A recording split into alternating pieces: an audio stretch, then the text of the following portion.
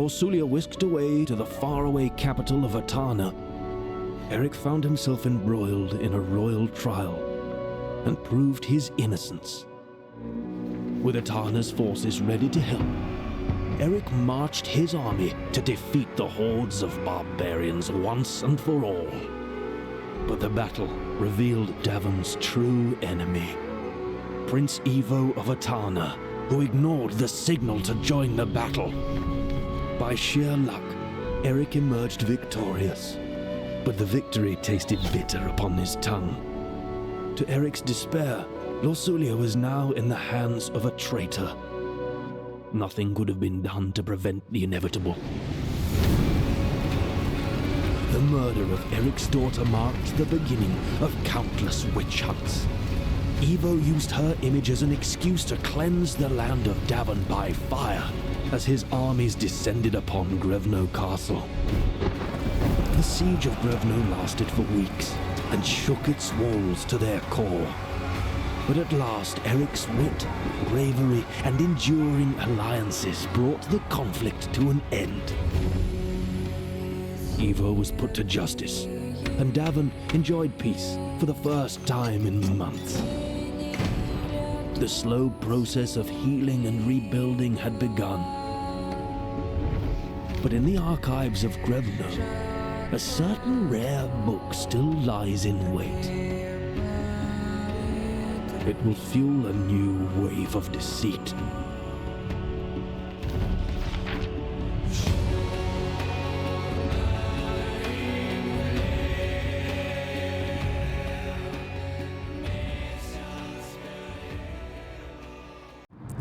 Hey, what's up, comrades? Hope everyone's doing great.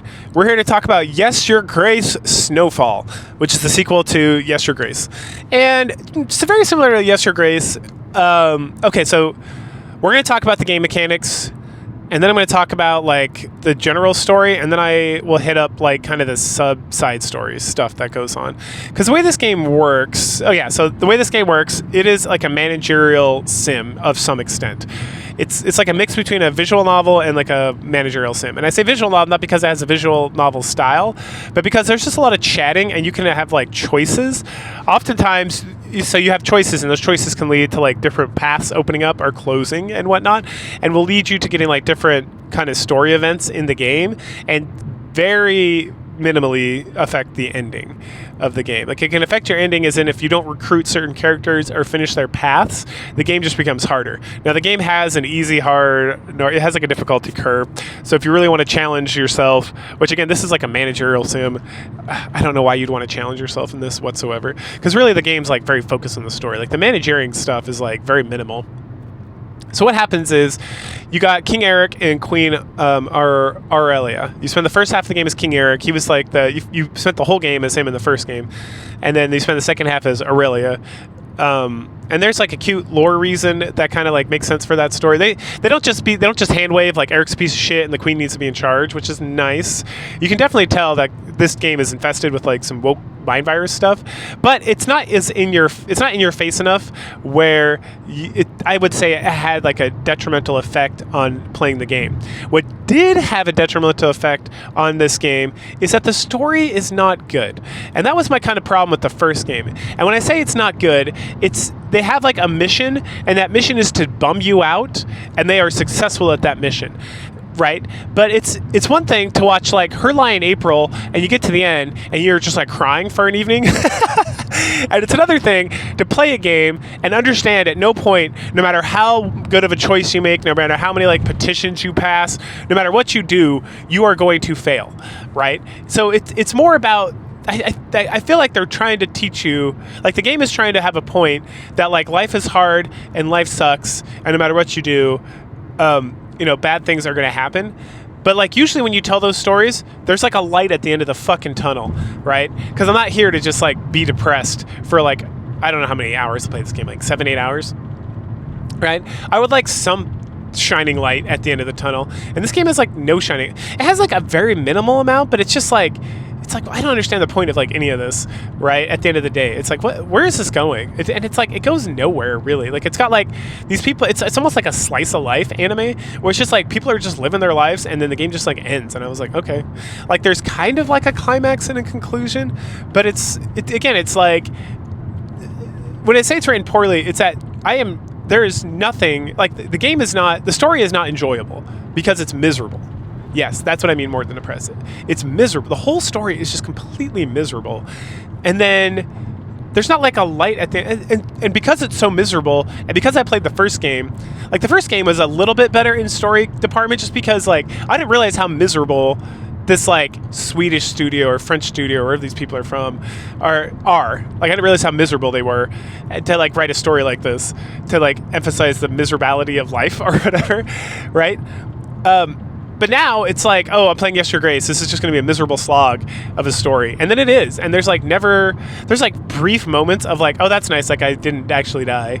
But at the same time, it's like the main characters, it's just like, okay, I guess we're still doing this. Like, it's not like they like, I don't know. It just, even when it's like, things are like, oh, that's nice, it's still like a miserable slog to kind of get through the story-wise. Now, playing the game is fine. Again, it's a managerial game. And the way the managing works, again, it's like, okay, so the actual gameplay comes in like two factions. So you have petitions. Petitions are the main thing. And petitions aren't just like petitions. So you're like a king or a queen, right? So people come and ask you requests. You have agents. You can start off with like just using 2 agents and then like items that you've bought or found or whatever. Actually, it's got 3 modes to play. I'm sorry. And then there's like, there's a couple chapters where you have to like manage a battle or you have to manage like an assault to rescue like the prince of the kingdom. And we'll get to that. I'll talk about that more when I talk about the main story. And even for those, you use agents and it's played, the gameplay is the same. You have like a petition bar and you have to like move you have to invest enough points into like the petition to get it to a certain point so you can pass. Now, if you get it like way high, you get like extra stuff. And then sometimes there's like critical hit points. I think there was like 3 of those the entire game that I ever saw. And then there's obstacles on these bars too. There'll be like brambles which stop you unless you have a scythe or a certain agent. There's like wound points where characters can get wounded if they land, if you use an item on it, doesn't matter with any of this stuff. But if your character lands on a wound, it can hurt. There's fire, which will cause a fire wound. There's poison, which will cause a poison wound, and all 3 of those need different types of things. You can get a medicine later on that will cure like whatever, right? But and that's the thing, each healing item or whatever, you have to use 1 per like damage. So if you have like 3 fire hit damage, you have to use 3 fire like curatives to get your character back. And all what getting it back means is that each agent has 3, I think 3 is the minimum. No, 2 has, because 1 character has 2. Each character has 2 to 5, I think, action points, and then each action point is a certain value, and then all the agents have different abilities which make their action points worth more. Or if you combine them, like there's a doctor who's drunk, so if you use alcohol with him, it like raises his abilities across the board because he's an alcoholic. So he's hitting normal at that point and then playing better, right? And alcohol's pretty cheap when you can buy it. I think it's only a couple gold pieces. Okay, so you do these petitions, and why do you want to do petitions? So petitions give you prestige, and then at the end of each week, so each turn is like a week where you can do stuff, and at the end of the week you can trade your prestige for supplies, happiness, and gold. And so gold you need to like, when your agents run out of action points, you have to use gold to like get them back up. Certain side quests you require gold. Certain people to hire require gold. Gold is like the most important thing, but everything's kind of important. So happiness is a trait I like never touched. You kind of just like get happiness. Some of the petitions that come to you are like false petitions, and if you call out a false petition for being false, you get happiness. Sometimes you just get happiness. Sometimes you lose it. You can tax people, which means you can trade out happiness for like more supplies or more gold. And then at certain points in the game, you'll just start losing happiness depending on like what's going on. But if happiness ever gets to 0, you lose. Gold can go up and down. Supplies can go up and down. Gold is very useful. You can use it to buy items at, there's a market lady at the beginning, and then when you get to like the second half of the game where you play as the queen, you have to unlock There's a fourth thing. The fourth thing is like your experience points. It's like kingdom level, and when you get a level in kingdom level, you get an ability. You get like a status point, and then you can use these status points to pass laws, and the laws will have like an effect on the game. Like you'll get more illness style petitions, but it'll cost you like 1 happiness a turn, stuff like that, right? So it's a lot. The management stuff is pretty good. It's very deep. And if you're playing on like the harder difficulty, you really got to like micromanage everything and like think about exactly what you do and like plan out your weeks very precisely. So what about supplies? Okay, supplies at the very end of the game you can use to upgrade your characters to like, so most of the characters have like 1 level of upgrade and then like a 2nd level of upgrade. The 1st level of upgrade is usually done through like a side quest, and then the 2nd level of upgrade is done through investing supplies. Now, one of the characters who comes at like the very end of the game, I don't think you can upgrade him at all, but he's pretty good from like the get-go. And we'll get to him when we get into again the story and whatnot. So okay, so that's that. That's okay. So then, the main reason you're using supplies is for exploration. So you can go after you do petitions or before. You can go to like a region map that shows like the Kingdom of Grevno, which is like the main kingdom here, and like the surrounding areas, and then you can like you can send agents, but it gets confusing because these are not you usually don't have to send specific agents or it doesn't cost any action points. Occasionally you will have like, usually in side quest form, you will have characters that will need to be sent specifically to certain areas on the map to like continue their side quest or to do a specific thing, but normally it just costs supplies. So let's say you're in the Kingdom of Grevna, you go to like the old thicket, it costs 3 supplies. You send someone there, you get like a very little like story section, like it's literally like a paragraph or so, and then you get some items, right? But then you need to and then you like get more paths. So sometimes you have to go like at the second to last chapter of the game, you have to destroy garrisons. And so you have to kind of use the region map a lot to get around. So you need a lot of supplies. And usually with the quest related stuff, not the side quest, but the main quest related areas you have to do in the region, they cost nothing. So no supplies. So you don't get like fucked with that, which again, they could just make supplies a little cheaper or like easier to get, but that's the decision they made. So that's fine. So you don't really have to account for that necessarily, aside from actually tracking down those areas under like a certain amount. There's usually like a time frame that you have to do things in. Okay, so that's supplies, that's kingdom levels. We talked about prestige, we talked about gold. Oh, so the visual novel style stuff. Again, there's not like a visual novel. So everything's pixelated. You got these pixelated characters. If you're looking at this on YouTube, Rumble, or BitChute, you'll see like they're very pixelated. No one has like a real face. Sometimes there's like drawn stuff, which is cute. And so then you have like the castle or wherever you're at, you can wander around and talk to people. And this is how you initiate side quests. And oftentimes when you're talking to them, you'll have choices to make. And if you make like, depending on the choices will determine like whether you continue with the side quest, or a lot of times it feels like the choices don't matter. Like it's an illusion of choice. Now I didn't play through this game multiple times because it is a long game and the managerial stuff can take some time, but I did play more of the first one. I tried different stuff out, and it seemed to not be like that big of a deal. Like if you want to continue a quest with somebody, you don't necessarily have to. I did at one point fail like one of the side quests that I was trying to do.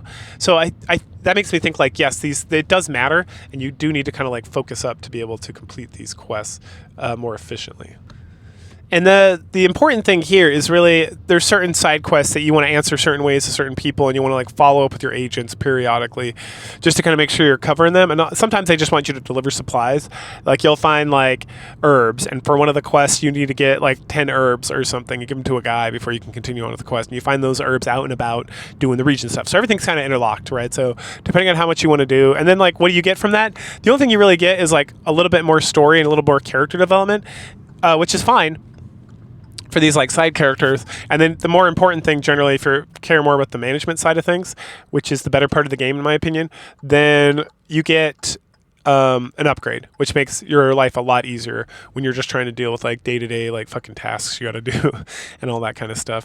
So that's good.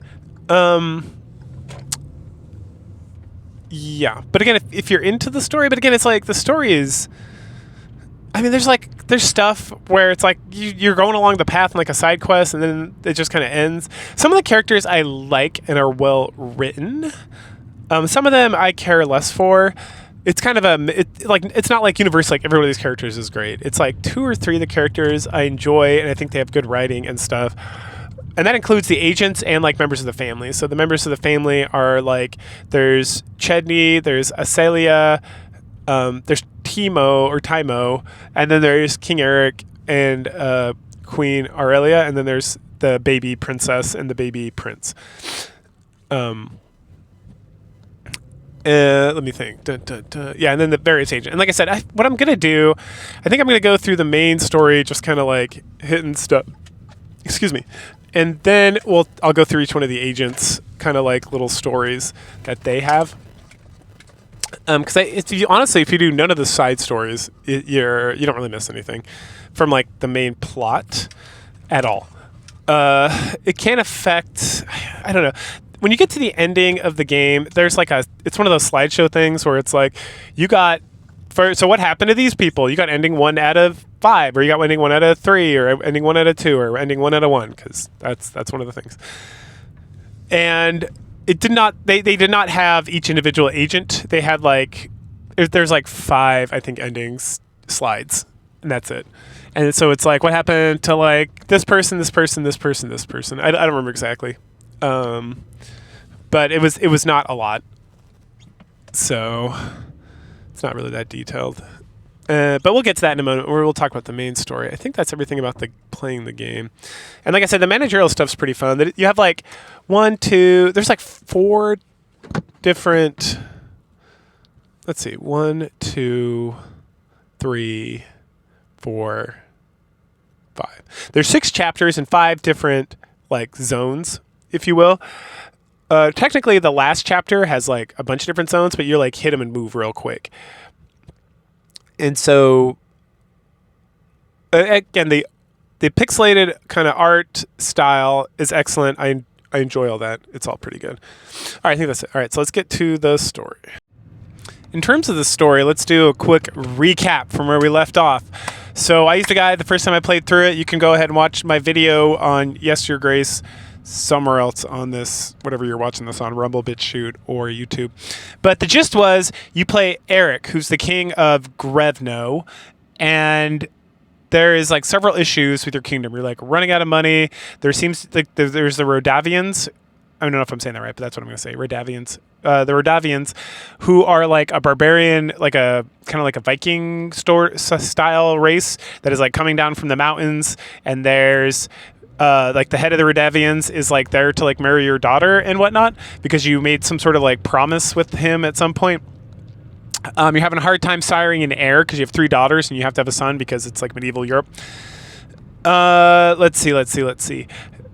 Yes.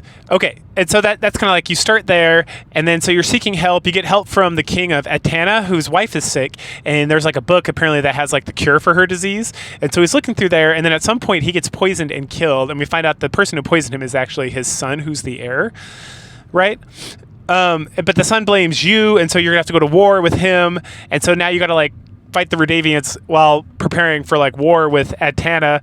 And then at the same time, like while this is all going on, you like married off your daughter to the Atana prince. I can't remember what his name is because he's not in the second game. He like dies off screen. It's all very like whatever.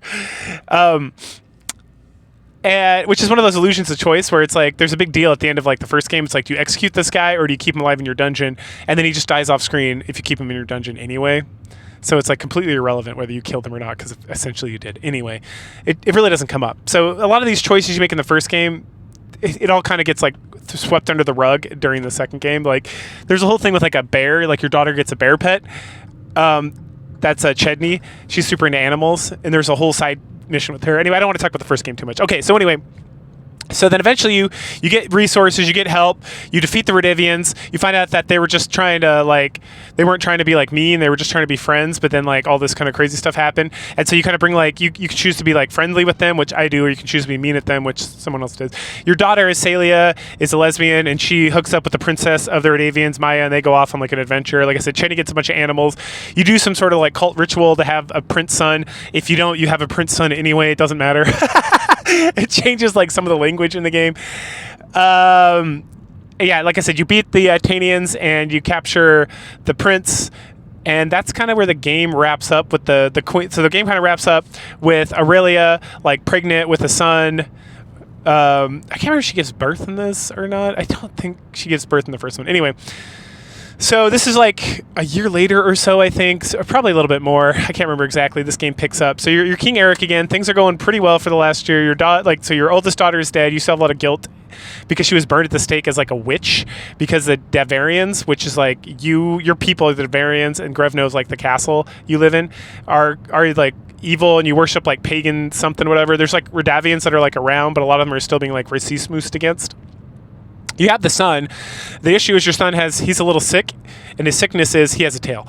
And then you've had like another daughter on top of that, like a prince. So there's like they're almost like twins. They're like exactly like 9 months apart or something. They're like really close in age. So they're both babies like the whole game, this whole second game. Asalia is still like gone doing whatever, so it's like it's just you, the queen, Chedney, your youngest daughter, and so the game picks up, and there's this gentleman Jacob, and Jacob is like, oh hey, this guy's gonna be a lot of problems, this Kavkov guy, and he is like trying to build a road up to Altana, so it like benefits me and you, because he's trying to fight me to like destroy this guy, so he doesn't create like a path up to Altana, which makes it easier to come down and fight you, right? Because you guys are like enemies at this point, because not only did you like quote unquote kill their king, but then you defeated their army and captured their prince, who is like the new king, and then imprisoned him, right? He dies pretty quick. Excuse me. Okay, let me think. Yes. And so your plan is you're going to like rebuild the wall that got destroyed during the last like game, during the war, which I guess for a whole year it hasn't been rebuilt. So you're going to build the wall, and then Jacob's going to get Kafka to chase him over here, and then you're going to like pin him against the wall with like secret forces that are outside, and then you're going to massacre him and his people, and everything's going to be great. So Jacob's like, cool. Can I leave my son here? Because Jacob's wife died in child's birth with Timo is his name, or Timo, however you want to say it. We'll say Timo. That's what we're going to go with. And you're like, sounds good. So now you have Chedney and Timo as like the kids that hang out, and they become like best friends forever. Then Aurelia is like sleep deprived, and I was talking to my wife about this actually. It was pretty good. It was a very realistic depiction of like a woman taking care of like two babies, and I'm like, sweetheart, you're like the queen of this fucking place. Just throw some coins at some peasant and have them help you. Like, the fuck are you doing staying up all night, breastfeeding two different babies and taking care of all this stuff on your own? Like, that is ridiculous. Like, at some point there's like a witch in your service, and a witch in this game is like somebody who just lives in the woods and uses herbs. Like, she's like a 20-year-old woman who just like uses herbal remedies. But the witch, at some point the witch is like, hey, I can help. And Aurelia is like, oh, I don't know, I don't want to be a burden. It's like, motherfucker, you're the queen. Like, the fuck are you doing? And I was like, and a lot of those games like that, where it's just like, this would be so easily solved if you just like, I don't know, did like normal king and queen stuff in like medieval Europe. Oh well, whatever. Eric and Aurelia are kind of retarded, not gonna lie, with a lot of their kind of like decisions they make, and even if the choices you have are like, neither of these choices is like a good choice. The writing, like I mentioned before, is not terrible, but a lot of times it's just kind of like, it's miserable. It's like, what do you have to choose between two miserable options? I'm like, can I not choose two miserable options? Can I just choose like a regular option? Anyway, okay, so that's like chapter one. Chapter one begins, and the kind of the main thrust of chapter one is that you're trying to rebuild this wall. And at some point during chapter one, you're like, you got all the materials you need. Oh, and then like this lady, Yanka, shows up, and she needs help getting lions, because she brought like a whole bunch of lions from some other country over here because some guy wanted lions to hunt. This Marcel guy, I think, is the one who did it. He comes up a lot later. I think it was Marcel. He's a real asshole. Anyway, and so you go search for her lions, and you find them all, and they're all dead, and it's like Sourpotamus. But anyway, so she becomes like the merchant for the first couple of chapters of the game, and she ends up rescuing King Eric at some point at the end of chapter one. Anyway, so you're just going about doing stuff, trying to build this wall. You build the wall, and then there's like an explosion and a collapse, and everyone's like, it was magic! But the master builder dies, and so you have to hire a new master builder, and you get this guy Julian.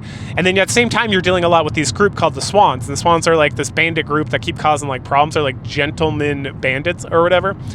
So you work heavily with Julian to like reconstruct the wall, and you still have enough time to build the wall before Jacob shows up with Kafka and whatnot. And so everything's going pretty well again. And then at some point you get some like letter from like the Swan lady, and she wants to make like a deal. And you just got to bring her like she wants to make a deal, and so you got to go do that. And you're like, all right, fine, whatever.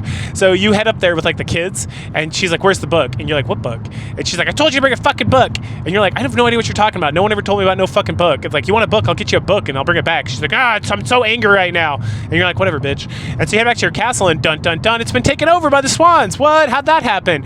Well, Julian is actually a swan. He betrayed you. That motherfucker. So you roll up as Eric, and they're just killing dudes, and then before you can get to Julian and kill him, he slams the gate shut, and you don't have enough troops and stuff outside. The issue is Aurelia and the princess and the prince are stuck inside there. So you send one of your guys. So at this point, you have 4 agents. I think in the first chapter you do have 4 agents. You have Oleg, who's a Redivian bruiser. You have the Stan, your general from the first game. You have Alina, who's the witch from the first game, and then you have Kellic, the hunter from the first game.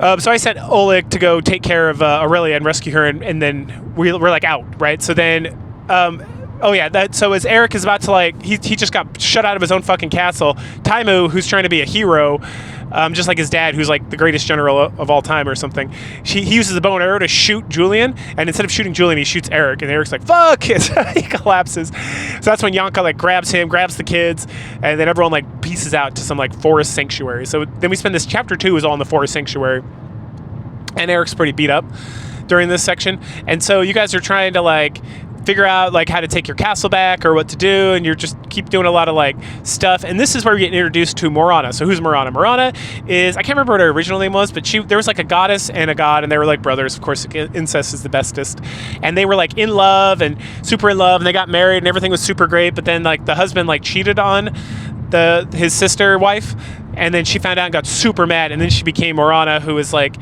the goddess of like winter and death and stuff. And so we learned about all this because when they left, Timo brought like a book, like a storybook, and Chetney like reads it to him, and you can like sit in and listen to it. And it's very important because it kind of builds on the theme of the rest of the game after this point. So we learn about Morana, which is very important.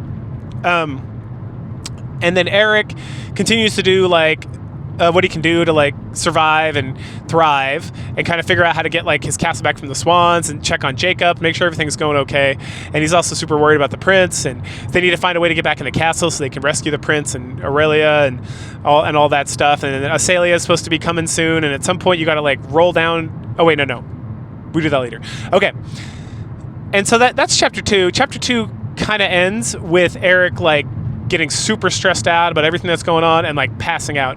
And we pick up chapter 3, and now we play Aurelia for the rest of the game.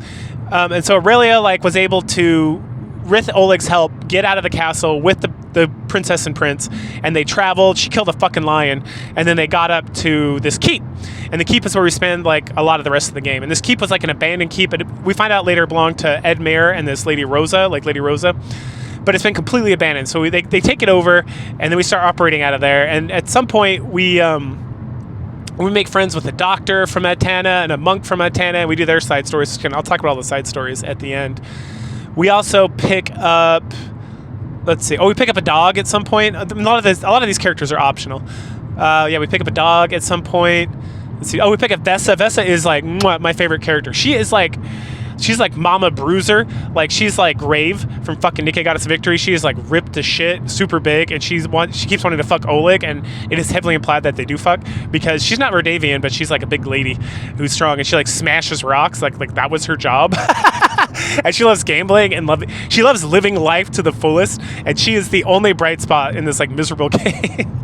That and the dog. The dog's adorable. And we find out the dog later is a woman dog, and so it has puppies, and it's super cute, and it like helps Chetney like love animals once again, which we'll talk about that later. All right, so then chapter 3 is pretty long. It's all about Aurelia trying to like cover down and make up for like everything that's been going on, and she, talking to Eric, trying to get him to recover. And we get a lot of these like nightmare flashes from Eric where he's dealing with like his demons that are all manifesting as like, one's like a tree guy, one's like a Rulska, which is like a drowned woman who gets reborn as a demon.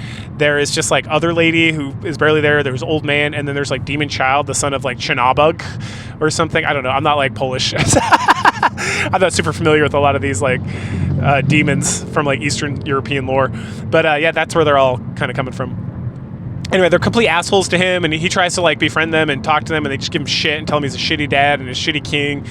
And that's like a lot of the rest of the game is like at the end of weeks, not all weeks, but a lot of the weeks, you'll like have interactions with them. And eventually, by the end of the game, he's like made peace with all of them. He's like helped them like establish like a new home or accept the fate they're in. A lot of it's about acceptance. So the whole thing with King Eric is that he's like passed out, but a lot of it, like when the doctor comes and Alina, between the witch and the doctor, they kind of figure out that like he doesn't have necessarily like a physical ailment. What he has is like a mental ailment, like fatigue plus some other things. And he's it's not that he's not injured because he got shot with an arrow and stuff, but he's like worn the fuck out, and he's like having problems. And he passed out in the first game a couple times too. So it's just like over time he's just kind of like lost the ability to like be successfully alive. And a lot of it is the torment over allowing his daughter Lauricilla, I think was her name, being burnt at the stake. And a lot of this stuff is representations of that, letting his son down, letting his wife down, kind of like just being a failure at life. There's a lot of heavy themes there.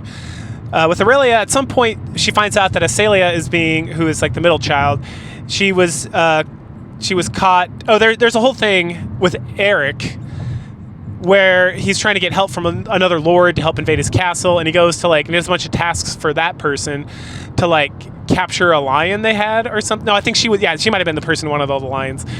But then the lions were like killed, and then the person who killed them was like Asalia. We actually find out later it was Aurelia. But the king gets blamed for it, and then she like threatens him, and that's one of the reasons he like kind of loses it. So now she's caught. Asalia got caught, and now she's going to be hung. So Aurelia has to send Stan to go rescue her so that she can come back. And then she's super pissed off at her mom, and she's like supposed to be like 13 or 14 years old, so she's just like a annoying teenager for most of the rest of the game. And we find out that like she pulled like a real I'm a bitch move to her girlfriend Maya, the Vardavian princess, right?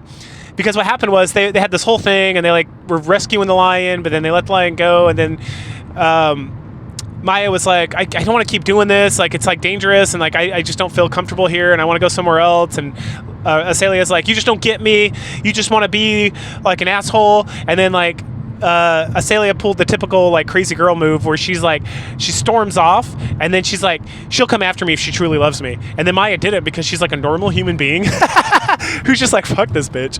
And so Asalia got super mad because Maya didn't chase her down after she stormed off and said she never wanted to see her again. Like, what the fuck, you dumb bitch. Anyway, and then now she's mad at her mom because her and her mom never got along that well anyway. Like in the first game, it was always like Eric and Asalia, but Eric's passed out, and so she has like a lot of Asalia has like a real good turnaround, as like eventually she like forgives. That's the thing. She forgives nobody. Like eventually she just like grows the fuck up, and it's like, I love Maya, and I don't. Like, you track Maya down, like she shows up, and then you help Maya and Asalia like repair their relationship by getting Asalia to like shut the fuck up and stop being so crazy. And then she like loves her mom despite everything, and she helps out, and she comes up with some real good stuff. And then her and Maya come up with like a moonwort cure or something to help Eric, and like it does and doesn't do anything, but it's like a nice little side story you can bang. And then Maya with a lot of the Radavians are like going to get on a fucking ship and go to the New World because everyone here is like super racismos. And at the end, Asalia decides that she's going to go with her, and so adios Asalia once again.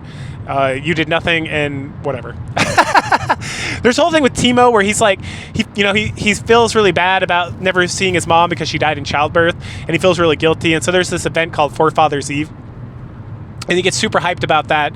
At some point with Aurelia, I'm trying to remember when it happens.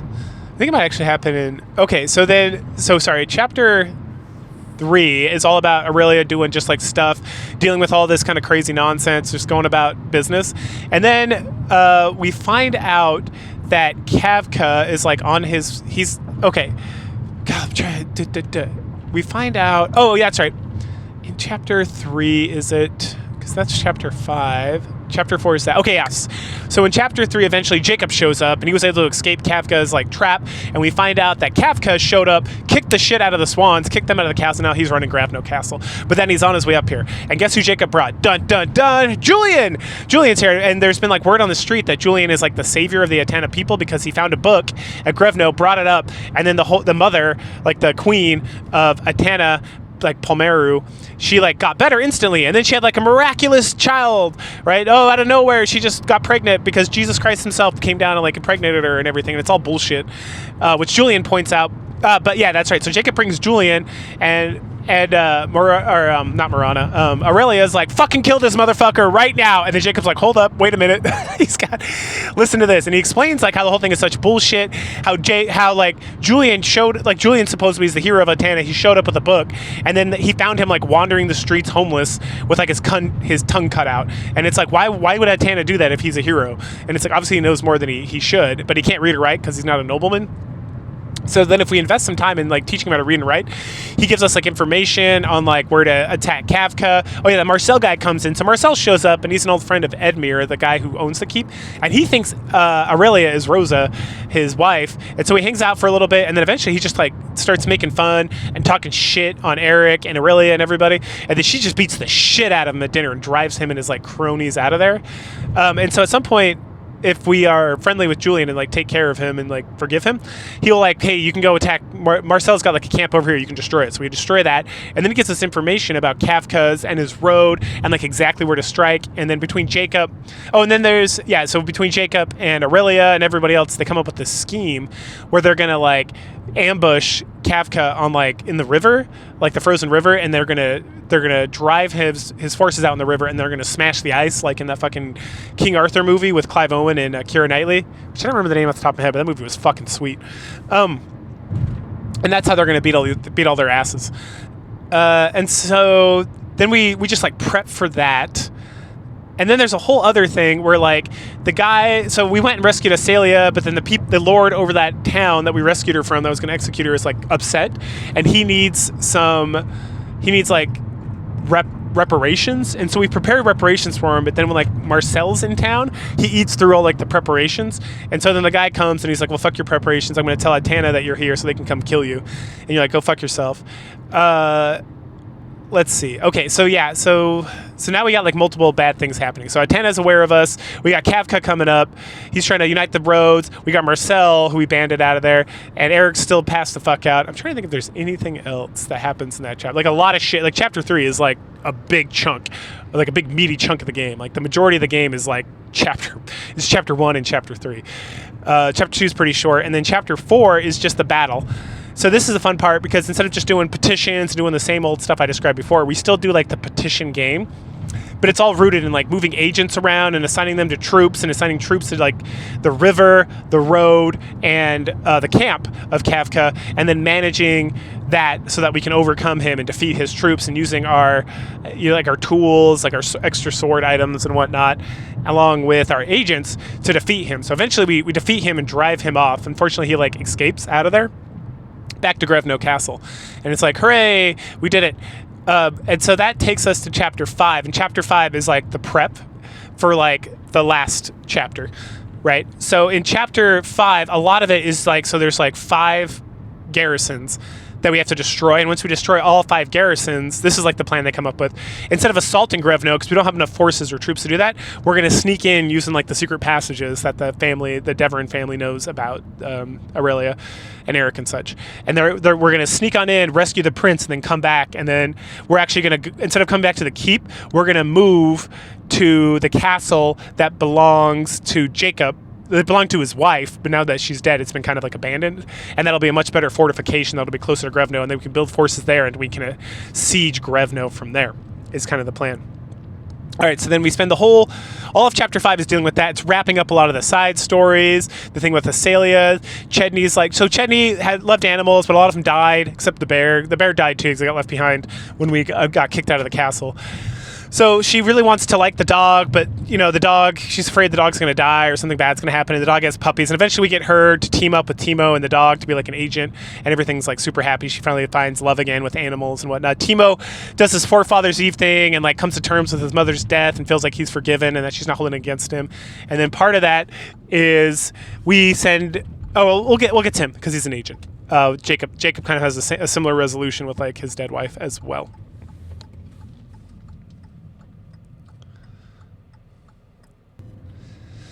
And so, yeah, so we destroy all the garrisons, deal with Asalia, heads off with Maya. We do, like, the little cure thing for Eric. Eric is starting to resolve a lot of these, like, nightmare issues. Chedney and the dog make friends, and Chedney kind of overcomes her trauma from losing all her animals.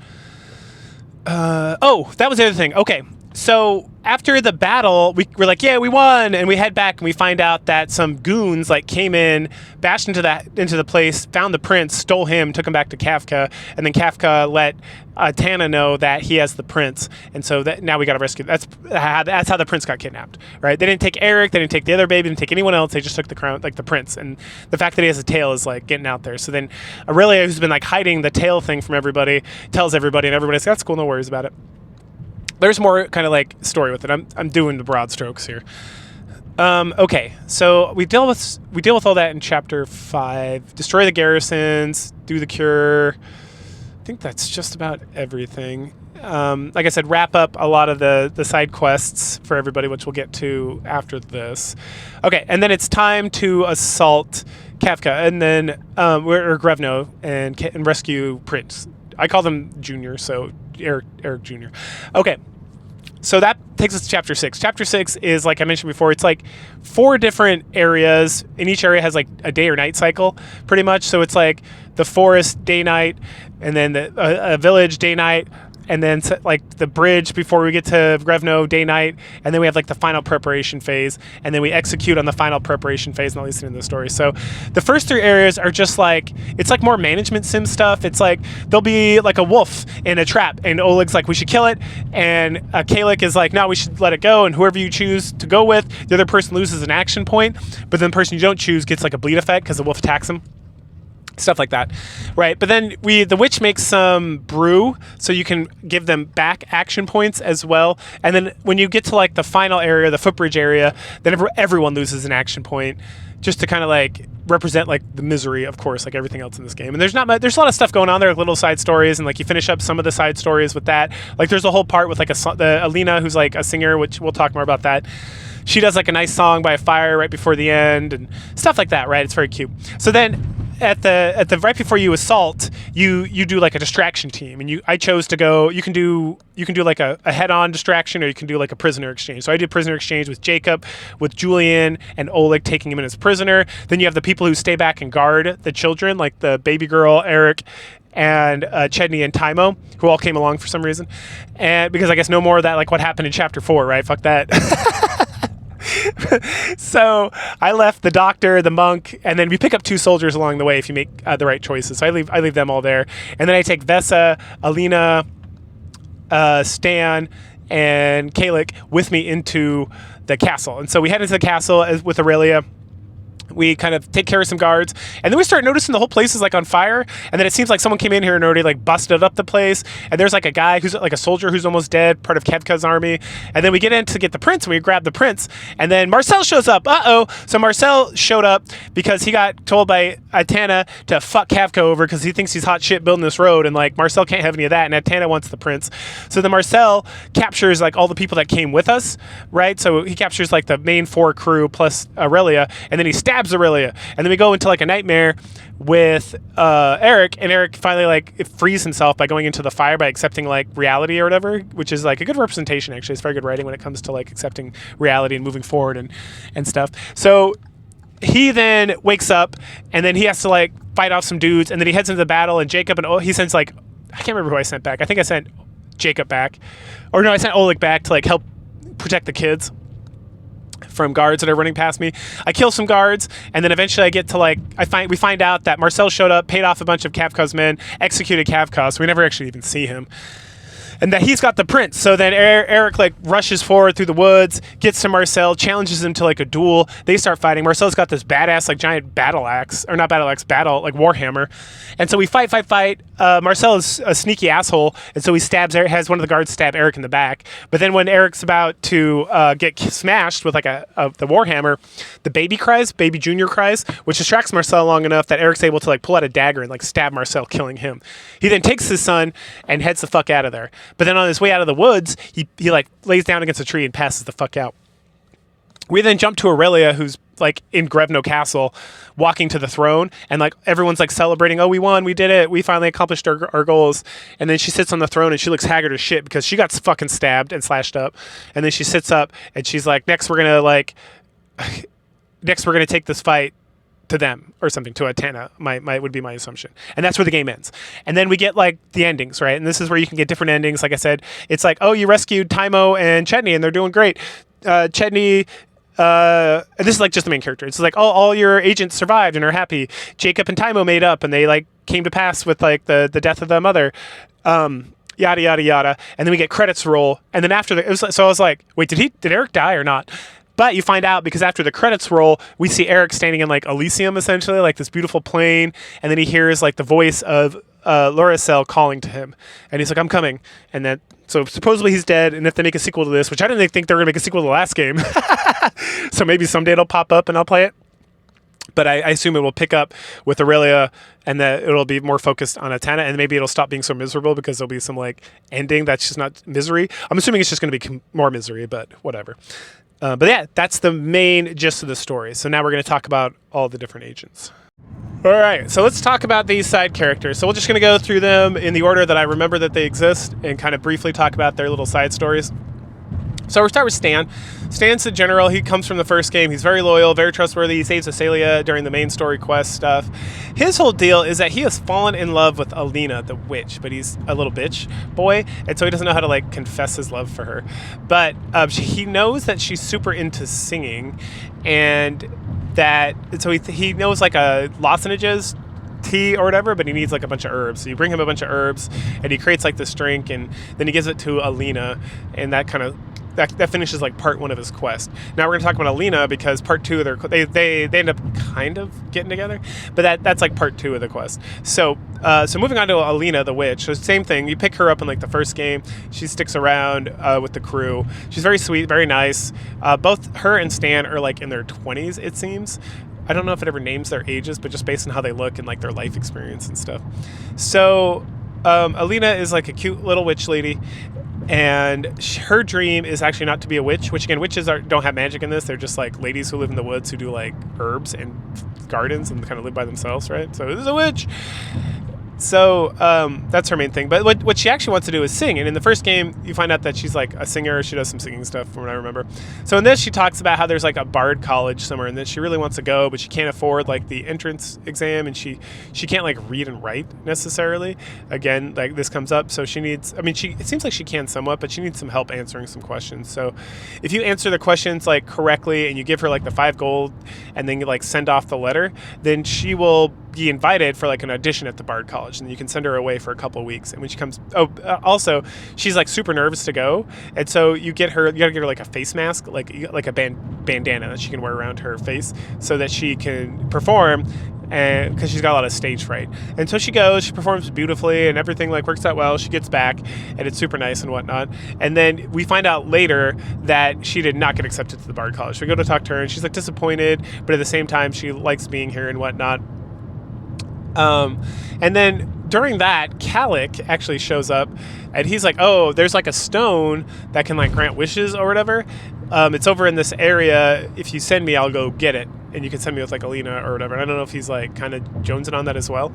But then like Stan overhears you talking about that with Calic, and he's like, send me and I'll go as well.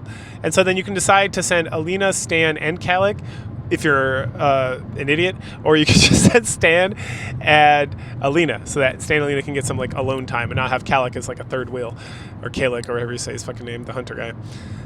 So of course I just send Stan and Alina, and they go and they have like a wonderful time. They don't find the stone, or they find the stone doesn't work or whatever, who cares.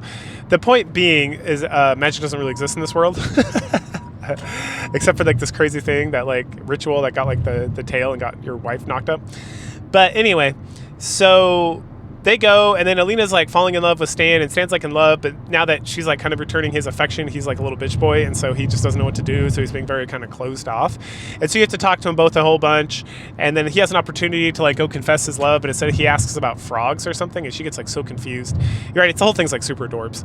And then finally, like at the end of the game, there's a point where it's like she gets invited to sing, and if you sit in the spot that the general normally sits in, then he will go stand by Alina, and then they'll like hold hands presumably and like talk more, and then That's it. That's all you get in this. You can just assume they get together, or you can assume they don't get together. I don't know. Maybe this third game will be more clear. But in this, it's like, oh, teehee, and then that's it. And like nothing else comes of it. There's no ending where it's like, you got Stan and Alina together. And I was like, fuck you, game, and your stupid endings that are like retarded. Biggest disappointment in this game is like the fucking endings, not gonna lie. Okay, so that's those two. So then next up, obviously, we'll talk about Kalik. So his deal is just like he shows up one day and he's like, hey, I'm back from hunting shit. Do you want me to join? And you're like, yeah, for shizzle. And then a bit later on, he's like, I want to go find one of these lions and I want to find one alive and I think I can do it. And so if you send him out to do that, he'll find a lion alive. And that's the end of his story. Next up. Yep. Next up, let's talk about Vesa while we're at it. Vesa has like no story. She's like some bricklayer, or she's a stone layer who was working at Grevno, and everything went to shit. And then she like tracks you guys down at the keep, and she's like, "Can I join up?" And you're like, "Sure." And you just got to pay like her gambling debt, which is like 15 gold pieces. And then if you do, that's like the end of her side story. Like stuff will come up. Like she has a whole like side event where you can like turn 5 gold into like 40 gold if you just keep trusting her, and then she'll play cards with you at the end of the game. And I don't know, I don't remember what happens if you lose or win. It's just like a thing you can do, but there's really no development. Besides, she keeps hitting on Oleg, and at some point he's like I'm gonna go to bed, and he looks over, and then Vesta's like, oh yeah, I'm coming. And then they like wander off together so they can fuck, right? Okay, speaking of Oleg, so Oleg shows up. I can't remember, he initially just kind of like rolls in and is like, I can help if you want. I'm a good hunter and tracker and stuff. And we're like, sure, come on board. And then he's just like, great. Like I said, I sent him off to like help Aurelia. But then like his side story is we find out that him and his wife came over the original like Radavian invasion, and that she had some sort of amulet that she bought that was supposed to like protect her, but then she gave it to him because he didn't want to follow like the king. He wanted to take his own path. And she was like, no, I believe in the king. And so she went off, and then she got killed in the avalanche that occurred that killed off a lot of the Radavians. And then he's super mad about it, and he wants to track down the guy who like sold the amulet, and that guy like shows up to court one day. So you tell him to go meet you in the council room, and then Oleg confronts him there and finds out that there's no magic, that magic exists in this fucking world, these people, and that literally this guy just like sold amulets to a bunch of people, and it was just like a scam. And so Oleg threatens to like murder his ass, but then Vesta stops him. And then, you know, a bit later, he takes care of the dog when you finally get the dog, and names him originally. We find out the dog's actually a girl, and she gets knocked up by, I guess, another dog. I guess how it works. Not immaculate dog conception. And then we see him just like whittling away later in the game, and we can be like, hey, what are you doing? And he's like, I don't know, I'm just trying to figure out what to do with my life now. And you're like, you know, and with this is after like Maya's like a bunch of Radavians are like gonna go find a new world, and you're like, hey, are you gonna go with them? And he's like, no, but I need something to do. And you're like, talk to him about what he likes to do, and he likes to build these like puppets. And so you're like, oh, you can build a puppet of Morana. That's me. I'm Aurelia. I'm a Morana, right? She takes on the mantle of Morana during the game. I think I forgot to mention that in the main story. It's like a big theme. And he's like, yeah, I'll do that. And so then you help him like set up a stall, and then you got to help him like by passing out dolls to people, and eventually they become popular. And you invest like 8 gold pieces in this, and you get 2 gold pieces back. So it costs 6 gold pieces essentially to like upgrade him, so he's a better advisor or agent or whatever. All right, so that's that. So then the doctor. So the doctor comes from Atana. He just like shows up one day because he got driven out of there because he's like a drunk and elite and a lecher. But he knows how to potion. So what you got to do with him is, if you help him distribute his potions, they cause some like bad effects, but then he'll hand you like potion number 2, and those cause like only good effects, and then you get access. Then he joins you as an agent, and also you can buy his potion, which cures like everything, and is super good, but also very expensive. So I never did that. But at that juncture, okay, then let's see. I think then you can use him to help with like Eric, to help with like other stuff. He's pretty good to have around. He's like one of the only espionage guys that you can really use, and espionage comes up a lot in like the chapter 5, so it's good to have him around. There's Julian too, but Julian is like can only be used with Jacob essentially.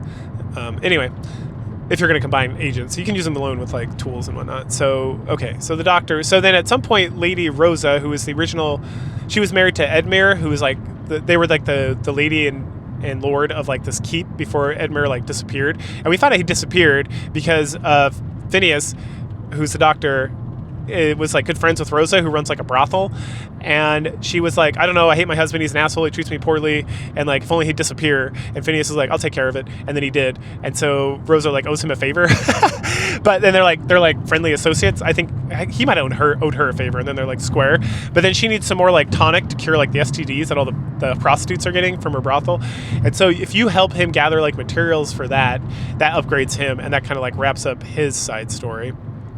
Then there's Matteo. Matteo's a monk. Mateo's whole deal is, so he's also from Atana, and like while Marcel is like staying in the castle, Mateo shows up and Marcel like demands you take care of him, so you can or you cannot. But I take care of him, and then he eventually gets better with the help of like the doctor and or Alina. And once he does, he'll start being your agent. And then his story is that he's worried about his parents. And so you can like send him back to Athena. But first you got to get like a letter of pass, which Phineas has. He just has like lying around. So then you can send Mateo up there for like a turn or two. And then he returns with his parents. His parents are assholes. And we find out that they sent him to the monastery originally because he didn't want to be a monk to fix him. And the fixing him is because he's gay. It never comes out and says it, but it like really hammers on it. And then you have to like give his parents like some grief about it. And then you like comfort him and talk about, hey man, it is what it is. You do your life or whatnot. And it's like we're a pagan country, so you can go to break your vows. No one gives a fuck here. Right. So that kind of wraps up his story. It's just like coming to terms with like his asshole parents and like his sexuality and whatnot. There's a dog. So the dog you can just like find on the region map when you're doing that, and then you bring him back, and then you gotta like, I think if you just find him, he shows up. And then later on the puppies, and he's very essential to like having him around to like get Chedney's like good ending, and they like make best friends forever. And then she'll give you money at some point because she has like a horse brushing job. And then she'll use that to like buy a bandana. So you just don't spend that money. You can spend it or you can just keep it separate. But if you keep it separate, then she gets the money back and she buys like a bandana for Bella. Is what when you find out she's a woman, she changes her name from Clep to like Bella. And then that upgrades her. I think that's all there is with the dog for real. You just kind of like give her food, I think, at some point to keep her around. All right, there's Jacob. Jacob's whole deal, again, is he's part of the main story as well. He's like a key component, but also he shows up eventually with an agent and brings Julian, as I talked about in the main story. His like side story doesn't really upgrade him from what I remember. There's like no way to upgrade him. He comes in like pretty hard and strong. Like he's probably the best agent, but he's very expensive. That's the thing. The better agents cost more to have them operate, while like the dog is like exceedingly cheap, but has to like, until you get upgraded near the end of the game, he has to go out with somebody else, and only gives you like a little bit of action points per turn. But it's nice to have, it's like when you're solving the puzzles of all the petitions and whatnot, it's nice to have her around because she is so cheap. And at some point in the 5th chapter, you can unlock, like immediately you can unlock 3 agents, and that's when the dog really becomes super useful because it can just like fill in roles while the other 2 agents do most of the grunt work, along with all the items you've like gathered throughout all your region hopping and purchases with all your extra gold and shit. So where was it? Oh, Jacob. Yeah. So then, when there's like Forefathers Eve, which is where Taimo tries to summon the dead mother, and Acelia like pretends to be the mother and tells Taimo that she forgives him and all this good stuff. And then Jacob like freaks out. So you go talk to him about that later, and he's like, I don't know, maybe I just haven't dealt with it. It's been like 10 years or however Taimo is, but he's never really had time to sit down and be like, come to terms with the death of his wife, because he's had to like raise a son and be like a lord and all that stuff. So you're like, well, go now. So then you can use the region map to send him down to like where the grave of his wife is. Ursula, I think is her name. And then he goes and he kind of deals with that, and then him and Taimo like make up, and it's more part of like the main story because his is like the only agent thing that gets like a story quest at the end. It's like him and Taimo making up and coming to terms with like the loss of the mother and like moving on with their lives.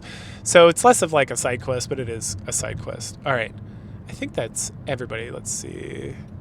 Did I talked about Alina? Let's see. Vesa. Oh, Julian. So Julian's the last one. So Julian is the backstabber betrayer. So if you choose to like forgive him and let him learn how to read and write, he'll like give you advice on how to like hit up some of these garrisons, and then he gives you like advantages when it comes to Kafka's like total thing. And then we find out that the whole thing with the book is bullshit if you follow up, and like again with him it's just about talking to him every once in a while, and then like at some point in the game just being like, I forgive you, and that's like his whole side story. But he gives you good information about how like he gives you like facts about how like when he showed up with the book, the queen was already healed, and it looks like they were just looking for like some opportune way to like make it all happen. And also the miraculous baby is like total bullshit. And so because he knew that, they like declared him a hero because he showed up with the book, and it was like a convenient story for the masses instead of just like she got better, which is less exciting. So they have good propagandists up there in Atana. And then they cut his tongue out, right? And so through forgiveness to him, he becomes like a very loyal subject to Aurelia and becomes like a good counselor, and he's good at playing like the lute. So when they do like the whole scene with Alina singing at the end, he's like playing the lute or whatnot. And let's see, Julian, Kalik, we did the Lions, Vessa's nothing. I think that's everybody. Yep. So that's all like the little side adventures you can take with your crew. And that's Yes, Your Grace. Like I said at the beginning, I enjoyed playing the game. The story is, I stand by this, the concept that it's just kind of like misery, like playing through this thing, and it's just not. I did not enjoy the story, like the actual playing of the game and solving like the petition puzzles and kind of like seeing where the game was going to go next and how it was going to use this petition style puzzles to like solve things, and like all the side adventures with the side characters. Like the Doctor's awesome, Vesta's hilarious, Oleg's like a tragedy. The Atlantis stand thing, besides like it just like not ending, just kind of being like, well, there they are. They're talking, I guess, which was disappointing, was good. The stuff from the Teo was good, if not a little gay. Right. Anyway, the dog stuff was cute with Chetty. Like everything that wasn't like the main story with Aurelia and Eric was very enjoyable. The stuff with Eric and Aurelia and even Asalia to some extent was just like misery, and like it was just kind of like stupid as far as I was concerned. So it's like, is the game I recommend? Like, nah, I wouldn't say so. There's other management games that are much more like engaging in that concept, and then the story is just like isn't holding together. Maybe I enjoyed the story the first time around, but when the second time around was just more misery, and like it still like didn't conclude anything, and it's just like I don't have an issue with it like handing the baton over to the queen. Like I feel like they set it up well, and the whole stuff with like the queen looking like the Morana, like the ice queen of death, the ice goddess of death, and stuff was interesting. But I don't feel like they used it enough. And then Marcel was just kind of like an asshole. And like not like a fun villain. He was just like he showed up and then disappeared and then showed up again out of nowhere. And I was just like, okay, I guess yes, it did establish that this guy's an asshole and he's like around doing stuff. But the whole looming threat of like Kavga and not having like any sort of like conclusion to that because he just like died off screen was also kind of annoying, and just kind of like, okay, whatever, I guess that's what we're doing. So that's the game overall. Maybe if there's a third game that ever comes out and it like ties it up really nice, I'll be like, okay, yeah, the second game is kind of not the best, but like playing all three of them is like worth it. We'll see. But at this point, just go ahead, like, share, subscribe, comment, and I will catch you guys later. Bye.